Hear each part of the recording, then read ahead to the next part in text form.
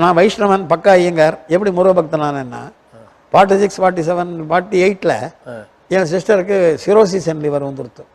Tube வச்சு water எடுப்பான், 2 வாட்டி மேலே எடுத்தால் செத்து போடுவாங்க. திருச்சி ஜெனரல் ஹாஸ்பிட்டல் அட்மிட் பண்ணியிருக்கான். நான் ரொம்ப ட்ராமா போட்டு உணர்ச்சிகரமாக இருக்கிற காலம். அவள் பிழைக்க மாட்டா, வீட்டுக்கு எடுத்துன்னு போங்கத்தான். ஹாலில் போட்டிருக்க உடம்ப ராத்திரி உயிர் போடல.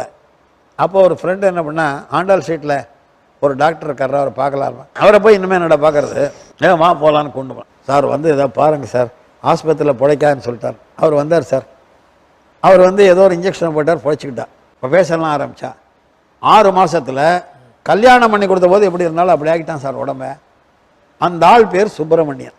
ஆச்சரியமாக இருக்கு. அந்த ஆள் பேர் சுப்பிரமணியன் முருகன். அந்த வினாடியிலேருந்து நான் முருக பக்தர். உடனே கற்பனை என்றாலும் கற்சலை என்றாலும் கந்தனை முனைவர்கள் பாட்டு எழுதி சவுந்தரராஜன் அனுப்பிச்சு அன்னைக்கு பூசின விபூதி தான் அது. அதை விட அதிசயம் என்னன்னா, அடுத்த வினாடி இறந்து போயிடுவான்னு எல்லா டாக்டராலும் சொல்லப்பட்ட என் சிஸ்டர் போன வருஷம்தான் இருந்தா, 85 வயசுல. நான் ஃபாரினே போனதில்லை, அவள் பார்க்காத ஃபாரினே கிடையாது. பையன் இந்தியன் ஏர்லைன்ஸ்ல இருந்தான். எனக்கே நம்பிக்கை வந்துருது நீங்க சொன்ன மாதிரி. இந்தியன் ஏர்லைன்ஸ்ல இருந்தான் சார். அவன் ஜெர்மனி பார்த்துருக்கா, ஜப்பான் பார்த்துருக்கா, ஃபாரினே நான் பார்த்ததில்லை. அவன் 85 வயசு. இப்போதான் கப்பல் ஆஃப் இயர்ஸ் பேக் அண்ணா டைட்.